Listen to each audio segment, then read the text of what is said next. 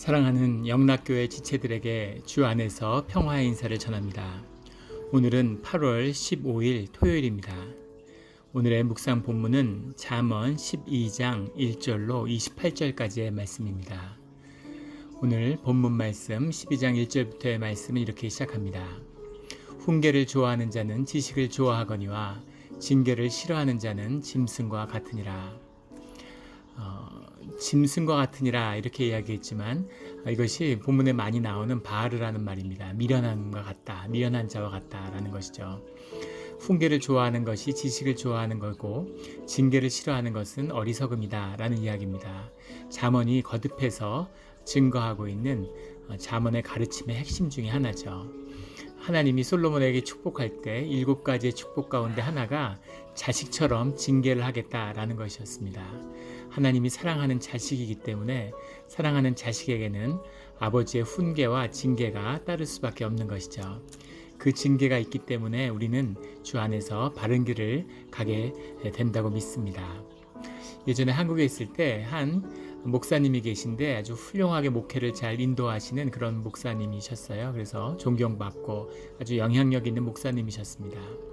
그 훌륭한 목회의 비밀이 무엇인지가 궁금해서 한번 그걸 여쭤보는데 그분의 그 비결은 너무 사실은 기대밖이었습니다. 뭐라고 말씀하시냐면 하나님이 늘 징계를 아끼지 않으셔서 조금만 딴 마음을 먹고 조금만 마음이 흐트러지면 하나님의 징계가 늘 임해서 한눈 팔 새도 없었다 이렇게 얘기하시더라고요.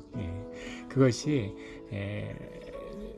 좋은 목회의 비밀이었다면 비밀이다 이렇게 이야기하시는 것이었습니다. 하나님의 사랑이 함께 했던 거죠. 늘 주님이 함께 하시기 때문에 주님의 징계로 인해서 새로워지는 우리 삶의 자리가 되기를 주의 이름으로 축원합니다. 3절에 사람이 악으로 굳게 서지 못하거니와 의인의 뿌리는 움직이지 아니하니라.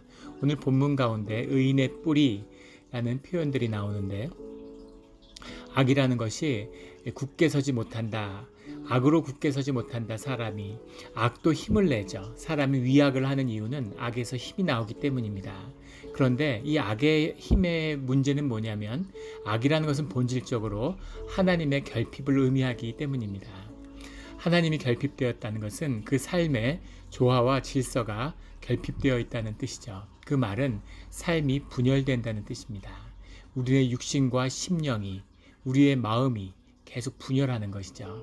그래서 악에 쓰임받는 악에 먹힌 세력의 특징은 분열과 갈등입니다. 악은 항상 스스로 다투어서 무너지는 거죠. 또 하나 악의 결핍의 중요한 특성은 불안입니다. 왜냐하면 내가 내 주인이 됐기 때문이죠. 하나님을 몰아내고 내가 내 삶의 주인 자리에 딱 앉으면 그러면 기분이 좋을 것 같지만 사실은 삶에 대한 두려움과 염려가 평생 계속되는 겁니다. 왜냐하면 무슨 일이 일어날지 그 일의 모든 책임을 내가 걸머쥐고 있기 때문이죠. 그래서 삶 가운데 늘 불안과 분열로 시달리게 되는 거죠. 이것이 하나님이 결핍된 사람의 특징입니다.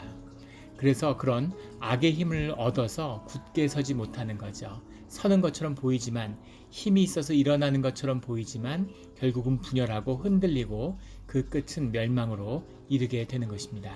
하지만 의인의 뿌리는 움직이지 아니하느니라. 그 뿌리를 주님께 우리의 심령에 계시는 지성소에 깊게 내린 사람은 그 성장이 더딜지라도 그것이 고난에 흔들리는 것처럼 보일지라도 굳건히 자라나가는 거죠. 왜냐하면 그 힘이 뿌리에서 주님에게서 오기 때문입니다. 이 심령의 힘, 이 평화의 힘, 이 선한 것의 힘, 이 힘은 이 악의 힘보다 수백 배 비교할 수 없는 힘이 가지는 거죠. 우리 물리 현상 중에 핵이라는 것이 서로 이렇게 합쳐지면 분열하면 엄청난 에너지를 냅니다. 핵폭탄이죠. 핵을 분열하면 조그만 눈에 보이지도 않는 그 작은 원자 하나가 분열하면 어마어마한 도시 하나, 세상을 날려버릴 수 있는 그런 힘을 내죠. 하지만 핵과 핵을 융합시킬 수 있다면, 핵과 핵이 상온에서 하나로 합쳐질 수 있다면 그러면 그 분열하는 핵폭탄보다도 수백 배나 더 큰 그런 힘을 얻어낼 수 있죠. 그것이 화합의 힘이고 생명의 힘입니다. 라이프 투게더의 비밀을 주님이 이 조화와 섭리의 비밀을 주 안에서 하나 되는 공동체와 교회의 비밀을 누리며 사는 삶의 자리가 되기를 주의 이름으로 축원합니다. 4절에 어진 여인은 그 지아비의 면류관이나 욕을 끼치는 여인은 그 지아비의 뼈가 썩음 같게 하느니라. 면류관이라는 것은 보상이고 상이고 영광입니다. 안어죠. 그래서 어진 여인이 지아비의 면류관이다 라는 건 부부가 한 짝을 이루기 때문입니다. 남편이 하는 일이 부인에게 복이 되고 부인의 복이 또 남편의 영광이 되는 그런 짝은 우리 신앙을 표현하는 성경의 중요한 비유죠. 우리 자녀의 삶이 하나님의 영광을 드러내고 하나님을 영광스럽게 한다는 거죠. 이것이 신앙의 비밀입니다.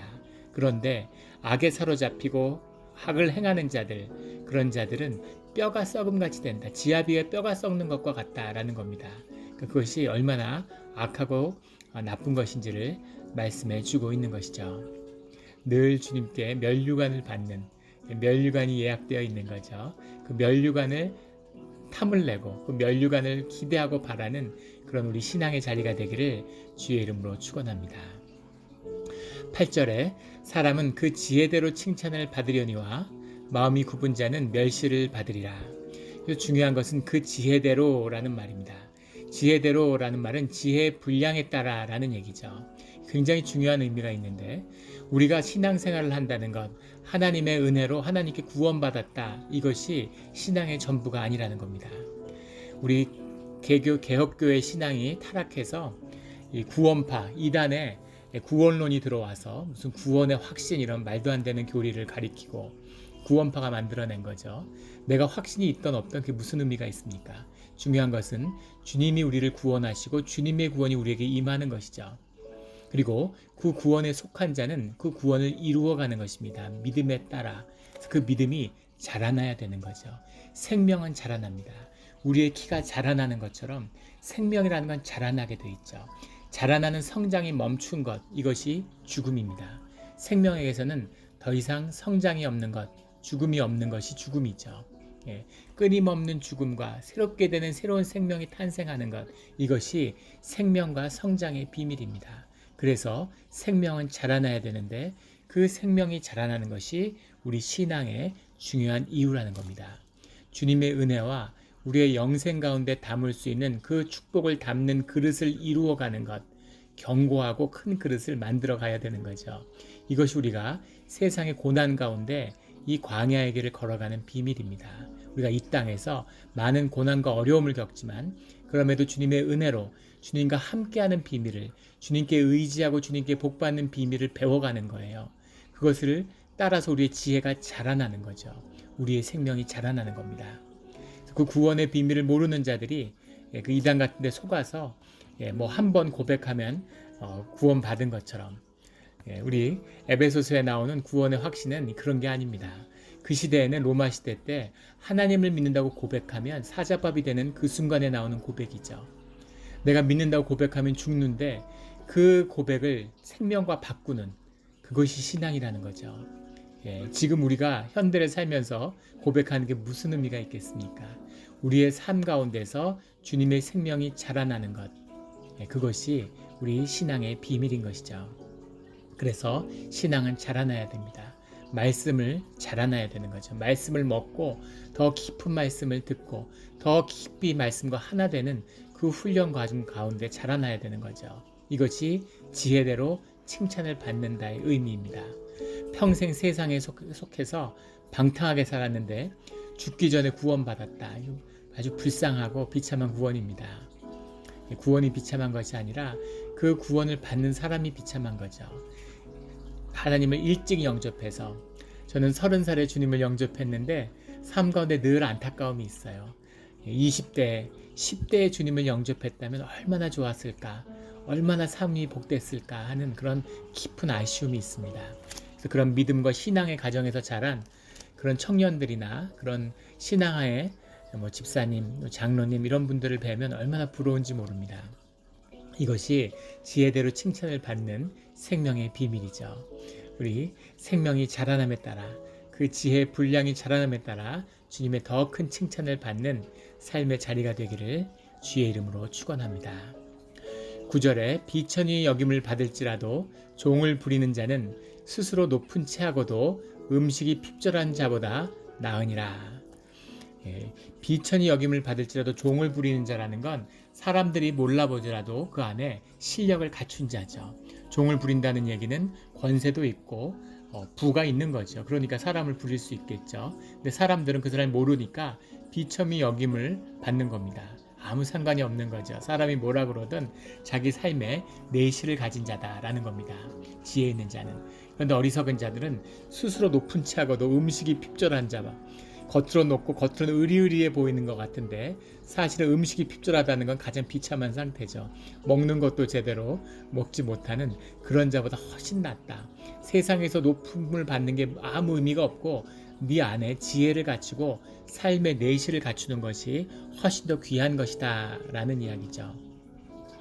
그런 이야기가 있죠. 예전에 어떤 만든 얘기겠죠. 어머니가 있는데 동네 사람들에게 이제 아들 자랑을 하는 겁니다. 부모의 가장 기쁨이 자녀를 자랑하는 것이죠. 그래서 나한테 아들이 셋 있는데 우리 큰아들은 정치인인데 시장을 하고 국회의원을 하고 높은 자리에 오르고 그런 정치관 때문에 항상 바쁘고 사람들에게 존경을 받는 그런 사람이라고 이렇게 자랑하는 거죠. 둘째 아들은 비즈니스를 하는데 국제적인 비즈니스를 하고 제트 비행기를 타고 세계를 돌아다니면서 항상 국제적인 세계적인 비즈니스를 하느라고 그렇게 바쁘다고 이렇게 얘기하는 거예요.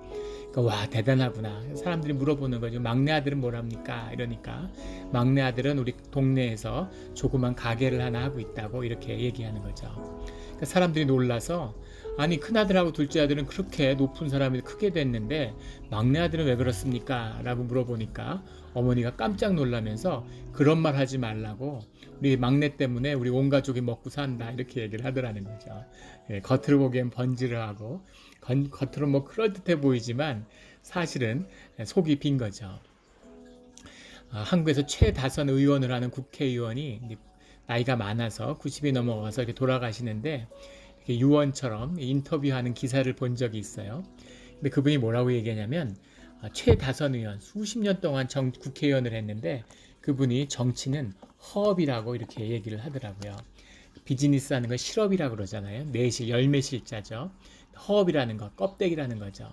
그래서 정치를 했는데 아무것도 남은 게 없어서 그래서 화려해 보이고 세상에 권세를 누린 것 같지만 사실은 먹고 사는 것도 쉽지 않다는 겁니다. 여기 스스로 높은 체하고도 음식이 핍절한 자와 같은 거죠. 허업이라는 거죠. 속이 텅 빈 일이다 이런 겁니다. 내실 있는 실업의 삶을 살아라. 이런 충고를 하는 것을 정치인의 충고인 거죠.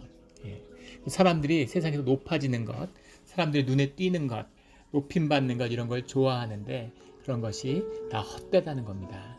그래서 내실을 다지는 내 삶의 깊은 축복을 누리는 그런 삶, 이것이 지혜의 삶이라는 거죠.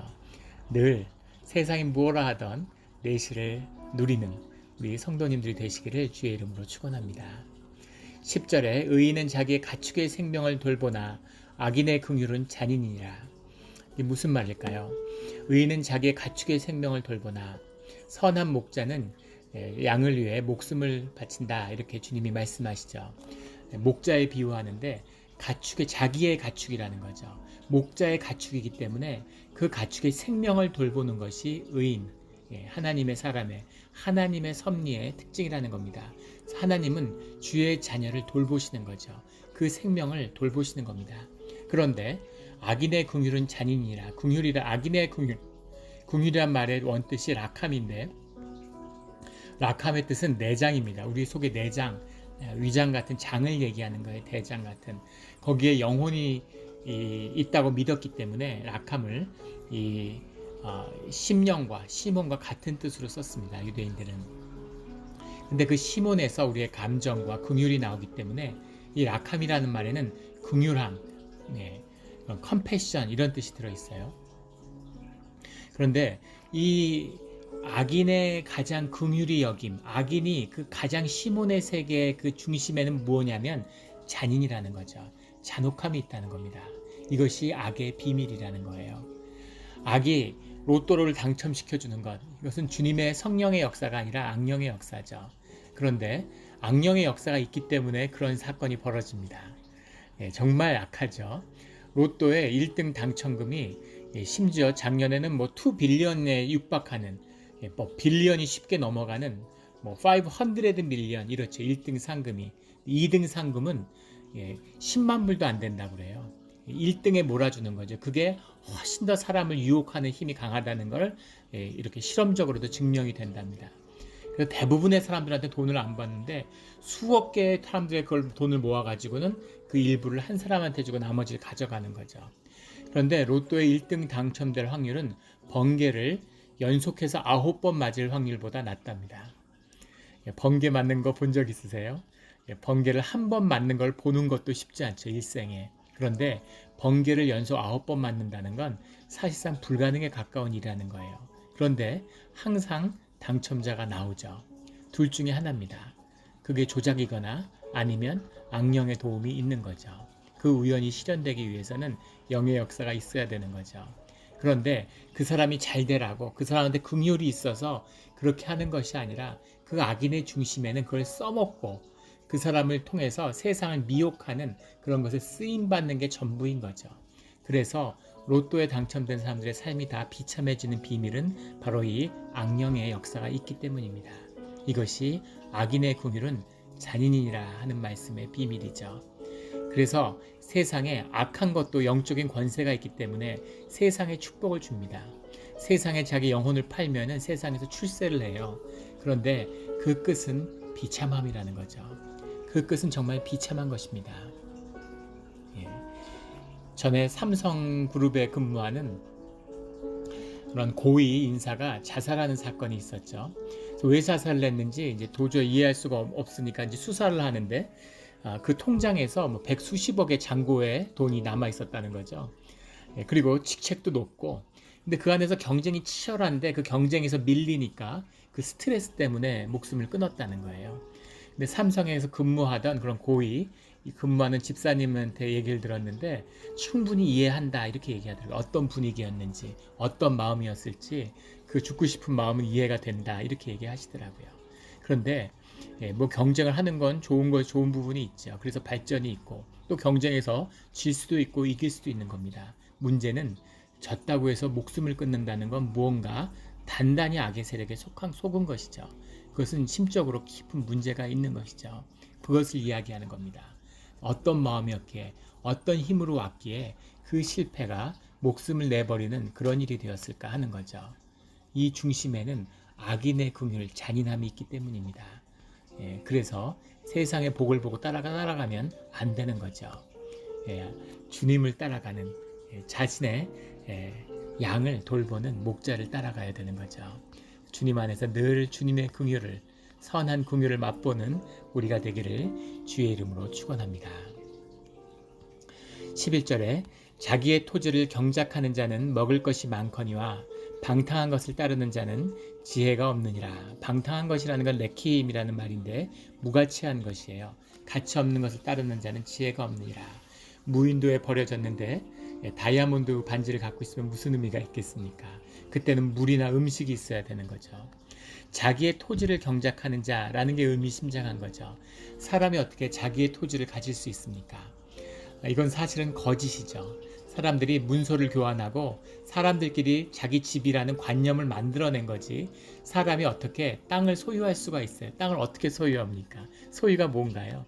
사람들이 만들어낸 거짓된 믿음과 관념일 뿐인 거죠.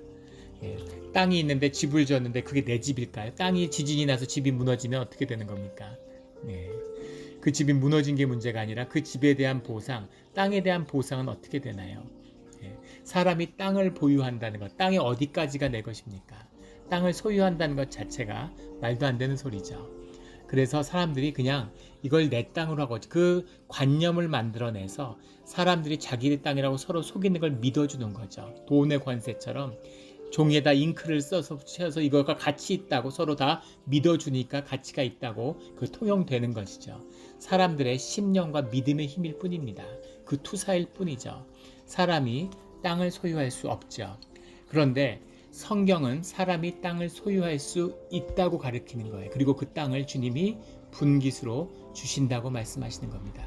너희에게 땅을 주겠다라고 주님이 약속하시죠. 그리고 그것이 주님의 창조의 섭리 가운데 들어있는 주님의 역사입니다.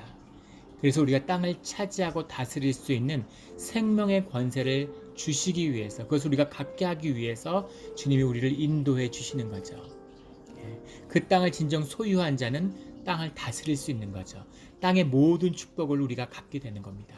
그 땅의 뿌리를 누렸기 때문에 자자손손이 그 열매를 30배, 60배, 100배의 열매를 누리는 거죠. 땅의 축복이 있습니다. 하늘의 축복도 있지만 땅의 축복도 있죠. 땅의 축복도 누려야 되지만 하늘의 축복도 누려야 되는 거죠.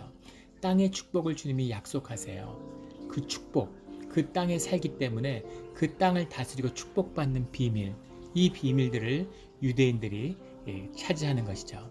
우리는 그 땅의 축복을 넘어서는 땅의 축복은 물론이려니와 하늘의 축복을 주님이 약속하고 우리에게 허락하시는 겁니다.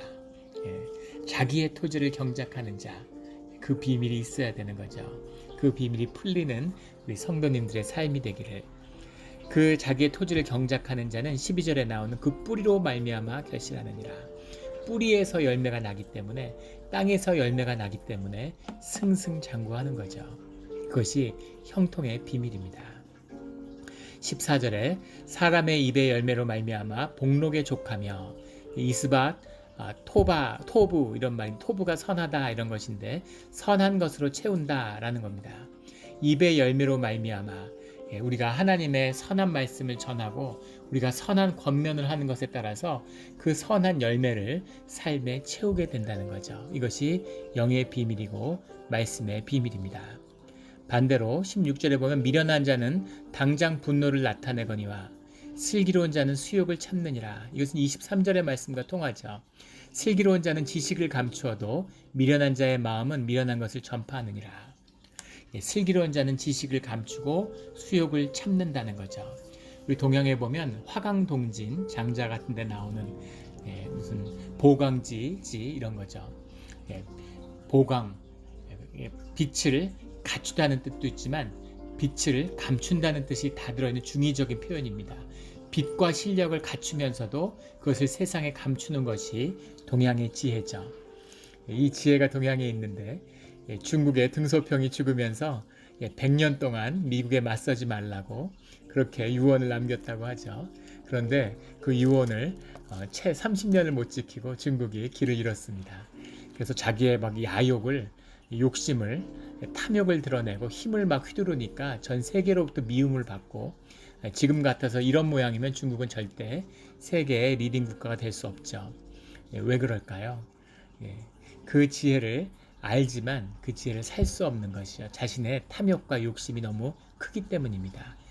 어리석음이 크기 때문에 미련한 것을 전파하게 되는 것이죠. 지혜로운 자는 주님을 마음에 품은 자만이 자신의 탐욕과 욕심을 다스릴 수 있습니다. 자신이 삶의 주인인데 자기 욕심을 어떻게 다스리겠어요? 주님에게 붙들리지 않은 자는 절대 욕심을 다스리지 못합니다. 그래서 사람을 볼 때 그 사람이 어떤 사람인가, 어떤 삶을 살아왔는가, 사실 그게 중요한 게 아니라 그 안에 주님이 어떤 자리에 계시는가, 그 사람이 주님을 어떻게 대하는가 하는 것이 그 사람을 판단하는 척도가 되는 것이죠. 늘 주님 안에서 실력을 갖추며 그것을 감출 수 있는 지혜를 더불어 갖추는 우리 모두가 되기를 주의 이름으로 축원합니다. 21절에 의인에게는 어떠한 재앙도 임하지 아니하려니와 악인에게는 앙화가 가득하리라. 의인에게는 어떠한 재앙도, 이 재앙은 아벤이고 뒤에 있는 앙화는 라라는 말인데, 이 앙화라는 말이 굉장히 어려운 한자어입니다. 아마 이 한자 평생에 한 번도 못 들어본 분이 대부분이실 거예요. 이게 기가 막힌 표현인데 아주 잘 해석된 표현이죠. 앞에 있는 재앙과 뒤에 있는 재앙은 다른데, 앙화라는 건 뭐냐면, 라라고 하는 것은 죄의 안갚음으로 죄를 받는 것입니다. 앙이라는 건 재앙할 때 앙자고, 화라는 건 화가 임한다 할 때 그 화자예요. 앙화는 자기가 나쁜 짓을 한 것 때문에 그 나쁜 짓에 대한 복수로, 거기에 대한 안갚음으로, 거기에 대한 뭔가 그 결실로, 열매로 취하는 악, 죄, 이것이 앙화입니다.